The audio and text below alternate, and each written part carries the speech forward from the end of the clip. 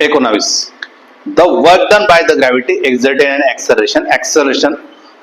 म्हणजे gravitation acceleration तो दिलाय जी तुम्हाला दिलाय किती -10 metre per second square for 10 kilogram block म्हणजे मास दिले मास किती तुम्हाला 10 kilogram block down 5 metre height दिले त्यांनी हाईट किती तुम्हाला हाईट दिली तुम्हाला 5 मीटर आणि तुम्हाला माहिती आहे वर्क डन काही गरज पण नाही मला सांगा विचारलं का तुम्हाला वर्क डन विचारलेलं आहे वर्क डन म्हणजे काय पोटेन्शियल एनर्जी असतं वर्क डन काय असतं तुमचं always potential energy stored in the form of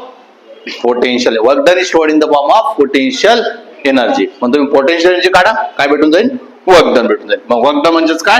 potential energy म्हणजेच काय mg इंटू एच एम किती दिलाय 10 जी किती दिलंय 10 एच किती दिलंय 5 म्हणजे किती आला 500